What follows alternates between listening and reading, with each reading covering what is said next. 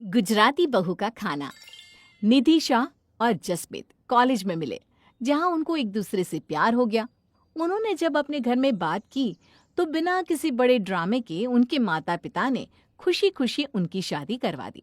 दोनों की शादी बड़े धूमधाम से हुई और जसमीत के परिवार ने भी बड़े प्यार से निधि को अपना लिया। आज उसकी पहली रसोई है ससुराल में और वो रसोई में सबके लिए खाना बना रही है। आज तो मैं ऐसा खाना बनाऊंगी कि सब गरबा करने लग जाएंगे। हाँ नहीं तो नीति शाह के हाथ का खाना कोई मजाक थोड़ी ना है। हाँ नहीं तो चलो, दाल तो बन गई, साग भी बन गया, ये चावल भी बना दिया और रोटी भी रेडी है। सब खाएंगे तो ऐसे पंजाबी में मेरे को शाबाशी देंगे।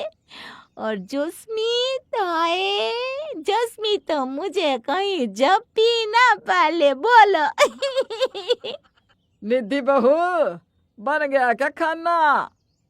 ए जी मम्मी जी, सब कुछ रेडी है हो, डाइनिंग टेबल पर लगा दो सब कुछ। हाँ हाँ, खुशबू तो बड़ी अच्छी आ रही है खाने की।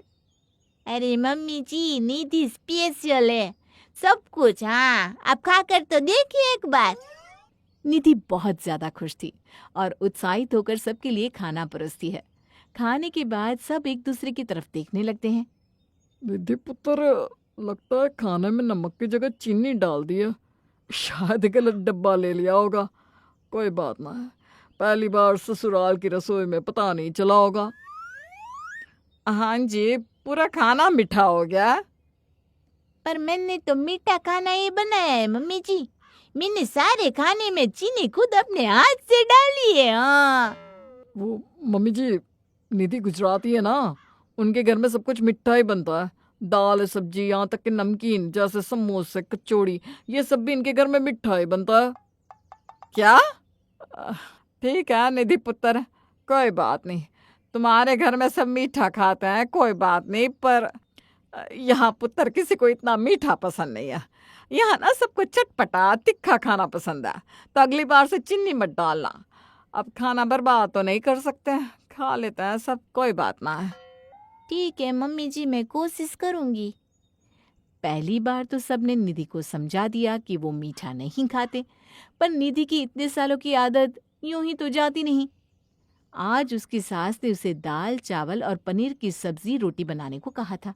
आज तो सबकी पसंद का खाना ही बनाऊंगी। ए मम्मी जी ने पंजाबी मसाले दिए हैं ना, यही डालूंगी दाल में। निधि आज पंजाबी मसालों के साथ दाल और सब्जी बनाती है और खाना बन जाने के बाद उसे चख कर देखती है। बहुत तीखा हो गया। हे माँ, माता जी, इसे खाकर तो सब भागने लग जाएंगे। मैं एक काम करती हूँ, थोड़ी सी चीनी डाल देती हूँ, फिर सब बैलेंस हो जाएगा। निधि ने खाने को बैलेंस करने के लिए उसमें चीनी मिला दी और खाना परोस दिया। और जब सबने खाना खाया, अरे पुत्र, तूने फिर से मीठा खाना बना दिया। आज तो मैंने तुम्हें पंजाबी मसाले दिए थे ना, फिर यह मीठा कैसे बन गया? हाँ, वो ना खाना बहुत ज्यादा तीखा हो गया था, तो मैंने बैलेंस करने के लिए ना चीनी मिला दी। अब एकदम बराबर है स्वाद। हाँ नहीं तो। अरे पुत्र, हमें तीखा खाने की आदत है। तीखा हो जाए तो चीनी मत डालना अगली बार से, ठीक है? ठीक है, जैसा आपको है मम्मी जी। निधि अभी सीख रही थी कि कुछ ही दिनों के लिए उसकी बहन और भाई उसके ससुराल में रहने आते हैं, क्योंकि उन्हें निधि की याद आ रही थी। मम्मी जी, कृति और भावेश को ना इतना तीखा खाने की आदत नहीं है, तो मैं क्या कुछ दिन गुजराती स्टाइल में खाना बना लूं प्लीज? हाँ पुत्र, कोई गल नहीं है। जब तक तेरे भाई बहन इधर है, हम भी थोड़ा एडजस्ट कर लेंगे। मैं पापा जी को समझा दूंगी, तू टेंशन ना ले। निधि ने अगले कुछ दिनों तक गुजराती स्टाइल से ही खाना बनाया और सबको मजबूरी में खाना भी पड़ रहा था। और करते भी क्या, घर आए मेहमान का ख्याल रखना भी तो धर्म था। कुछ दिनों के बाद निधि के भाई बहन चले जाते हैं। अब मैं बिल्कुल पंजाबी स्टाइल से खाना बनाऊंगी, आपको कोई शिकायत का मौका नहीं दूंगी हो, माता जी की सौगंध। निधि इस बार बिना चीनी का इस्तेमाल किए पंजाबी मसालों के साथ पूरा खाना बनाती है और सबको खुशी खुशी परोसती है। पर जब सब लोग खाना खाते हैं तो कोई कुछ नहीं कहता, बस एक दूसरे की ओर देखते रहते हैं। क्या जोस्मित, आपने तो बस एक ही रोटी खाई, आज भी कुछ कमी थी क्या खाने में? अरे ना जी, खाना तो बिल्कुल बढ़िया था जी। तो किसी ने ठीक से खाया क्यों नहीं फिर? आज तो मैंने चीनी भी नहीं डाली है खाने में। अब मुझे ना पेट में दर्द है, शायद इसलिए मैं खा नहीं पाई। और मुझे भी ज्यादा भूख नहीं लगी जी, आप चिंता ना करो। आज तो बहुत अच्छा खाना बनाऊंगी, सब लोग ना उंगलियां चाटते रह जाएंगे। निधि अब पंजाबी स्टाइल से खाना बनाने लगी थी, पर फिर भी उसके ससुराल वाले ठीक से कुछ खा नहीं रहे थे। उसे समझ में नहीं आ रहा था कि क्या कमी रह जा रही है खाने में।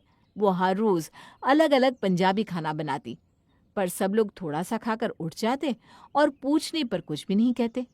मम्मी जी, आज ना मेरे काका काकी आ रहे हैं शाम को खाने पर, तो उनके लिए कुछ गुजराती खाना बना दूंगी और आप सबके लिए ना तीखा वाला।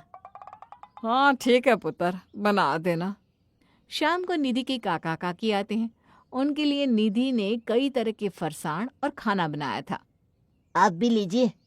अरे काका, पापा जी ये सब नहीं खाते, उन्हें मीठा नाश्ता पसंद नहीं है, उन्हें तीखा तीखा और चटपटा खाना ही पसंद आता है।